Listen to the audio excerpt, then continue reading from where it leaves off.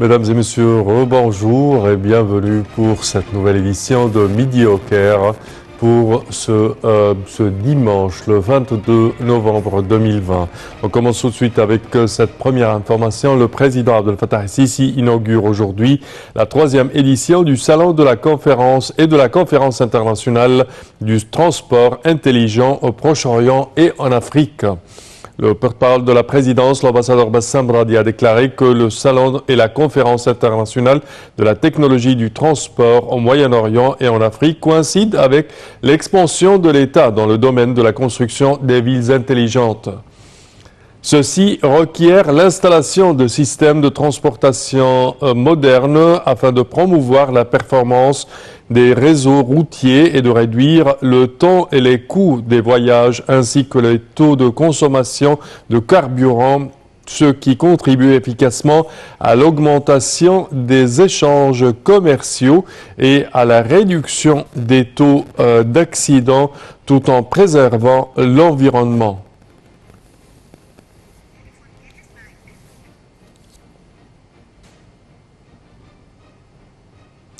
Et pour plus de détails sur ce sujet, mesdames et messieurs, nous avons le plaisir d'accueillir au bout du fil Dr Raouf Ghafar, qui est analyste politique. Bonjour, Dr Raouf. Bonjour. Alors, cette conférence et ce salon qu'inaugure aujourd'hui le président Abdel Fattah el-Sisi, quelle est son importance pour la transition du gouvernement égyptien vers le numérique et plus de services adéquats, je dirais, aux citoyens? Premièrement, c'est le 24e anniversaire de cette conférence, de ce forum, de cette exposition. Mais nous avons vu un développement vraiment très important durant les dernières années.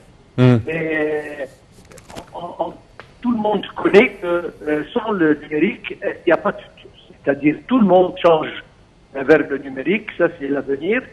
Et si jamais on ne peut pas faire ça, il y aura une différence qu'on ne peut pas justement franchir entre les pays qui ne vont pas suivre cette technologie et les pays avancés. Donc ça c'est une chose que le président donne une très grande importance. Il a une vision pour l'avenir et nous d'ailleurs nous pouvons voir ça très clairement dans les nouvelles villes qui sont en construction. Ce sont des villes de la 4e génération, villes intelligentes, avec tout ce qu'il faut pour avancer. Donc c'est un événement très important. La présence du président veut dire que c'est important et lui donne encore plus d'importance au sujet. Parfait, Dr Raouf Ghafar, nous tenons à vous remercier de vos explications. Merci à vous.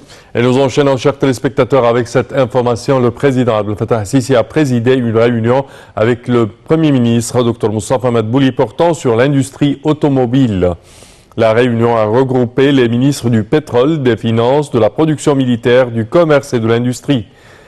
L'adjoint du président pour les projets nationaux a également assisté à la rencontre. Le porte-parole de la présidence a déclaré que le président a donné ses directives afin d'accélérer la mise en œuvre du plan de l'État élaboré afin de développer la construction automobile dans le pays, notamment les véhicules fonctionnant à l'aide d'énergie propre, tels que le gaz naturel, l'électricité, en tant qu'alternative amie de l'écologie subsistant aux énergies fossiles pour cadrer avec la future vision pour l'industrie automobile en Égypte. Le président a rappelé que l'expansion de l'usage des véhicules écologiques requierait l'établissement d'une infrastructure y afférente, surtout l'installation de nouvelles stations de service pour subvenir aux besoins des nouvelles technologies vertes.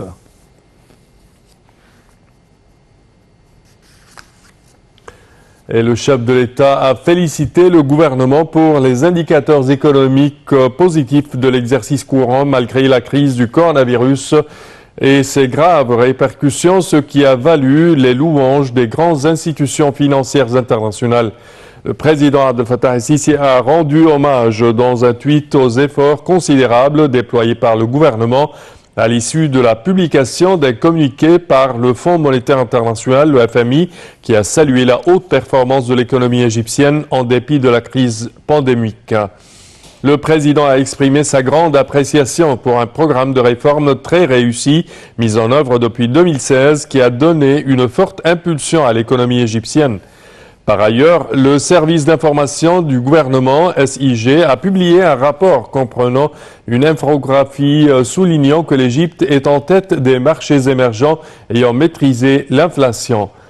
Le rapport indique que le FMI a confirmé que l'Égypte avait enregistré la plus forte baisse annuelle du taux d'inflation dans les marchés émergents en 2020 par rapport à 2019 avec une baisse d'environ 8,2% car elle a enregistré un taux d'inflation de 5,7% en l'exercice 2019-2020 contre 13,9% pour l'exercice 2018-2019. Et le chef de l'État, Abdel Fattah el-Sisi, avait reçu un appel téléphonique du Premier ministre italien Giuseppe Conte.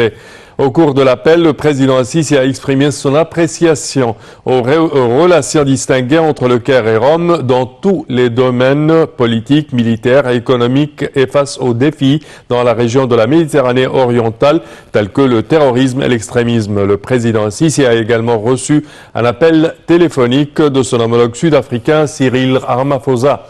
L'appel téléphonique a porté sur les différents dossiers de coopération bilatérale ainsi que sur un nombre de questions africaines. Et pour plus de détails, voici un compte-rendu signé Marwa Arafai Aïcha. Le président Abdel Fattah el-Sisi a reçu un appel téléphonique du Premier ministre italien Giuseppe Conte. Les relations bilatérales entre les deux pays au niveau militaire et économique, ainsi que les questions régionales d'intérêt commun, surtout la situation au Moyen-Orient et la crise libyenne, ont été examinées au cours de l'entretien téléphonique. Le président el-Sisi a loué les relations bilatérales distinguées dans les différents domaines politiques, militaires et économiques, en appréciant également la coopération entre les deux pays à affronter les défis au Moyen-Orient, surtout la lutte contre l'extrémisme et le terrorisme. Le chef de l'État a également affirmé que l'Égypte s'attache à développer les moyens de coopération avec l'Italie, à coordonner et à tenir des concertations à l'égard des différentes questions régionales. Des sujets militaires, sécuritaires, économiques et énergétiques ont été également abordés, ainsi que les derniers développements concernant les investigations en cours de l'affaire de l'étudiant italien Giulio Regeni. Le président el-Sisi a également reçu un appel téléphonique du président sud-africain Cyril Ramaphosa. Le renforcement de la coopération entre les deux pays et les États du continent, ainsi qu'un nombre de questions africaines, ont fait l'objet de l'entretien téléphonique. Au cours de l'entretien téléphonique, le président el-Sisi a réaffirmé le souhait de l'Égypte de développer ses relations avec l'Afrique du Sud dans les divers domaines, notamment à la lumière des relations distinguées entre les deux pays. Le chef de l'État a également jugé nécessaire de tirer le maximum de profit des grandes potentialités des deux États, non seulement pour leurs intérêts communs, mais aussi pour renforcer le développement en Afrique. De son côté, M. Ramaphosa a exprimé qu'il s'attache à développer la coopération avec l'Égypte pour l'intérêt des deux côtés en faveur de l'action africaine conjointe.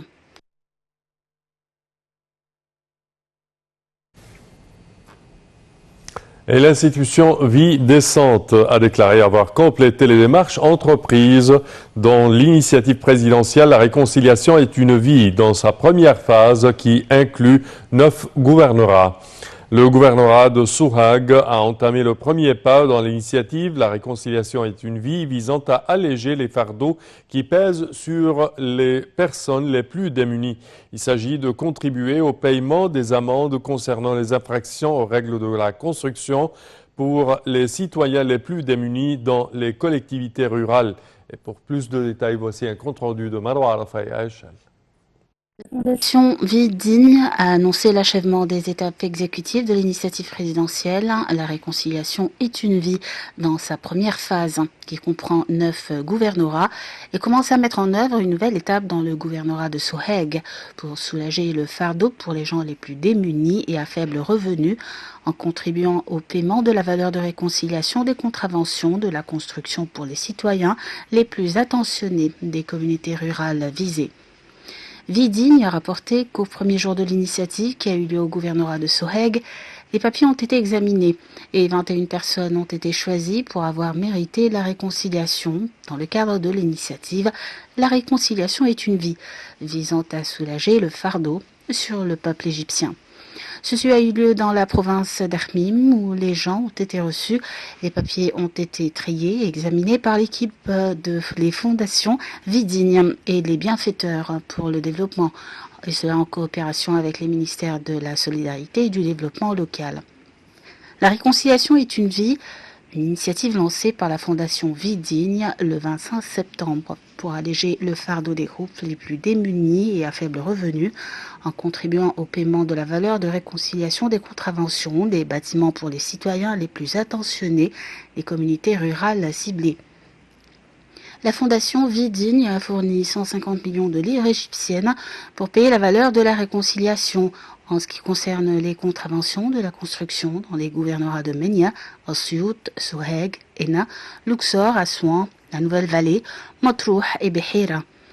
La Fondation a précisé un certain nombre de critères pour déterminer les personnes susceptibles de profiter de l'initiative. La réconciliation est une vie.